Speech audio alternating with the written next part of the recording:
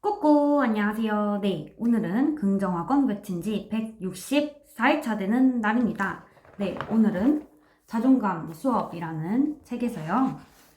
오늘 또 결정장애에 대해서 한번 얘기를 해볼까 해요. 여러분들 혹시 결정장애가 있으신가요? 저는 엄청 많아요.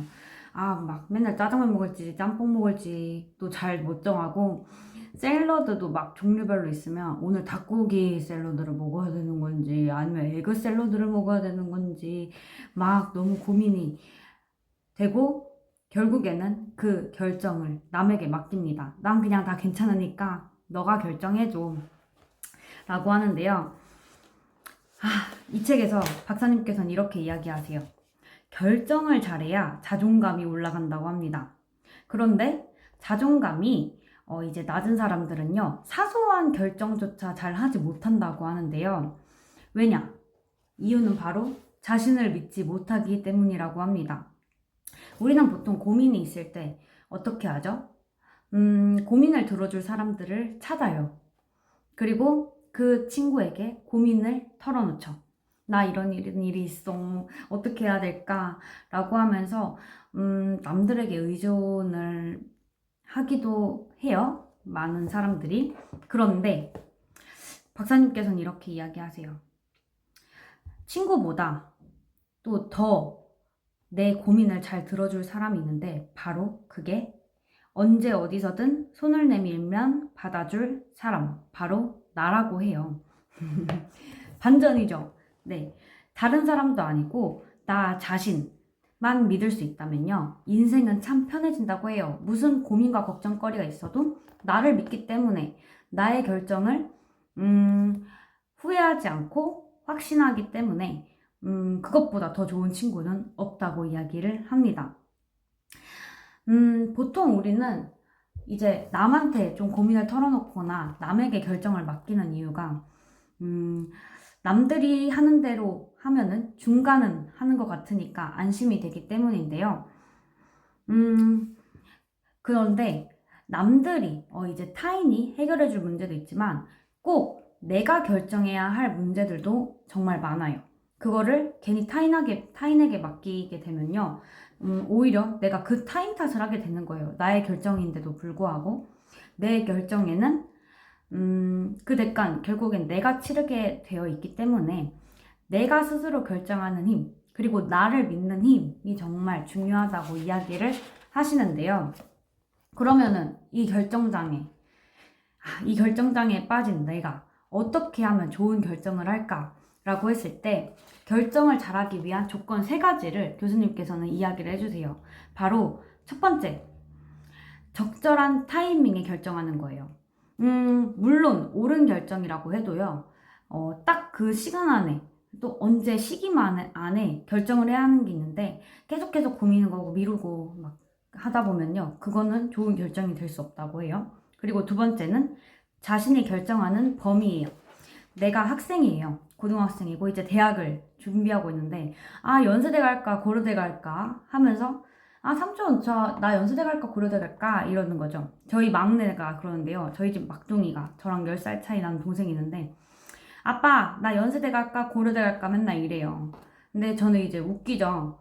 야 그거 고민할 시간에 공부나 더 해 라고 하는데 교수님께서도 이렇게 이야기를 하십니다. 내가 결정할 수 있는 범위, 자신이 결정하는 범위가 중요하다고 이야기를 하는 게 지금 이 학생은요, 그걸 결정할 때가 아니라 오늘 공부를 할지, 어디까지 공부할지 결정할 수 있을 뿐이라고 합니다. 그래서 내가 현재 고민하는 범위가 딱 현재 자신이 속한 그 범위 안에서만 고민을 해야 한다고 생각해요. 막 그 너머까지 막 고민을 하다 보면 끝도 없다는 거죠. 그리고 세 번째, 세상에 옳은 결정이란 없다는 사실을 깨닫는 것. 그것이 정말 중요하다고 하는데요. 고민을 잘하는 사람들은요. 고민이 아니라 결정. 네. 결정을 잘하는 사람들은 바로 이 점을 정확하게 알고 있다고 해요. 옳은 결정이란 정말 없다. 하지만 그거예요. 어떤 결정을 하느냐보다 내가 결정한 후에 어떻게 하느냐가 정말 중요하다는 거죠. 그래서 그 결정을 내가 일단은 결정을 했으면은 옳은 결정이란 없으니까 그 한 결정에 대해서 내가 최선을 다해 그 결정이 후회가 되지 않도록 만들어가는 것이 정말 결정을 잘하는 사람들의 비법이라고 합니다. 그래서 이 세 가지, 첫 번째, 적절한 타이밍에 결정하는 것. 두 번째, 자신이 결정하는 범위를 정확하게 아는 것. 세 번째, 옳은 결정이란 없다는 사실을 깨닫는 것이 우리 결정장애에 빠진 제가 꼭 좋은 결정을 하기 위해 기억해야 할 세 가지 법칙이라고 해요. 그런데 일단 법칙은 알았는데 또 막상 내일 가서 또 뭐 먹지? 짬뽕이냐 짜장면이냐, 같이 먹는 사람이 뭘 좋아하지? 이러면서 또 결정장애에 빠지는 저를 위해 좀 우리가 쉽게 해결할 수 있는 방법을, 자존감 향상을 위해서 또 내가 어떻게 결정해야 할 수 있을지 교수님께서 명확하게 조금 쉽게 알려주고 계세요. 일단 이렇게 이야기하십니다. 자존감을 높이려면 작은 결정부터 잘해야 한다고 하시는데요. 작은 결정들이 모여서 큰 결정을 이루고 중요한 결정들을 잘 해낼수록 자존감도 상승한다고 해요. 그래서 우리가 한번 갈등 지점을 적고 그려보는 연습을 해야 한다고 하시는데요. 이런 거죠.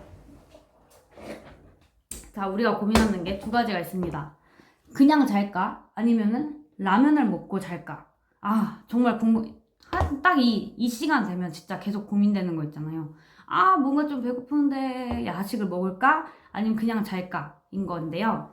그럴 때 이런 사소한 결정부터 우리가 한번 연습을 해보는 거예요. 먼저 갈등 지점을 그리는 거죠. 그냥 잔다? 아니면 라면을 먹고 잔다? 두 가지를 그려서 그냥 자면은 배고프고 허전하다. 배고프고 허전하죠? 그냥 자면. 근데 라면을 먹고 자면 배가 부르고 기분이 좋아져요. 근데 이제 또 조금 뻗어서 생각해보면 그냥 자면 내일 아침이 상쾌하죠. 뭔가 야식을 먹지 않아서 막 얼굴이 퉁퉁 붓지도 않고 속이 막 뭔가 이렇게 덥수룩하지도 않고. 근데 라면을 먹고 자면 아침에 괜히 뭔가 배가 아픈 것 같고 속이 덥수룩하고 얼굴도 막 탱탱 붓고 이런 거예요. 그러면서 나는 아침에 후회할 것도 감수하면서 지금 너무 이거 안 먹으면 행복하지가 않을 것 같아. 한번 그냥 라면을 먹고 자는 선택을 하면 되고요. 난 이 아침에 후회하는 게 너무 싫어. 그러면은 그냥 자는 선택을 할 수 있다는 거죠. 명확하게 내가 갈등 지점을 그려놓고 갈림길을 그려보면서 어떤 선택을 해야 할지 좀 더 쉽게 판단이 되지 않을까요?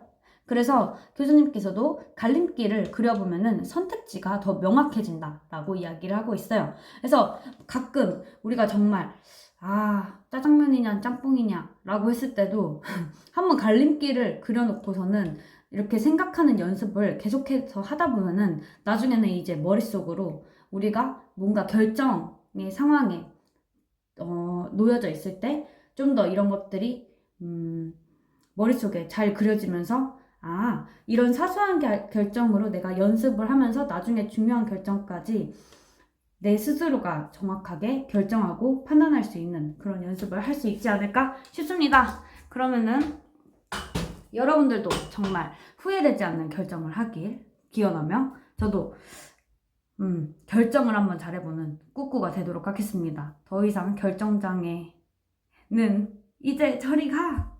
네, 그러면 오늘의 긍정학원 외쳐보도록 하겠습니다. 첫째, 나는 오늘도 말을 이쁘게 한다. 내가 하고자 하는 요구를 알고 욕구로 말을 하지 않도록 한다. 나로 인해 삭막한 대화가 편안하게 받게 만들 수 있다. 두 번째, 나는 오늘도 될 이유를 찾는다. 이 세상에 안 되는 건 없다. 나는 뭐든 할 수 있다. 세 번째, 나는 감정의 지배자이다. 내 감정의 주인은 나다. 내 감정을 함부로 남에게 드러내지 않을 자신이 있다. 네 번째, 나는 팀원들에게 존경받는 리더이다. 내가 멋지게 일하는 모습을 보여주고 팀원들에게 동기부여를 줄 수 있다. 다섯 번째, 나는 다른 사람들과 눈으로 대화한다. 나는 상대방과의 눈싸움에서 이길 자신이 있다. 여섯 번째, 나는 올해 원하는 자격증을 취득해 실력을 쌓아 올린다. 실력 있는 사람이 되어 세상을 바꾼다. 네, 그러면은 오늘 하루도 너무 고생 많으셨고요. 네, 또 우리 내일 아직 남은 또 우리의 일상을 위해 한번 파이팅 하면서 달려가 보도록 응원을 같이 저도 하겠습니다. 네, 그러면 다음에 또 만나요. 아비앙또.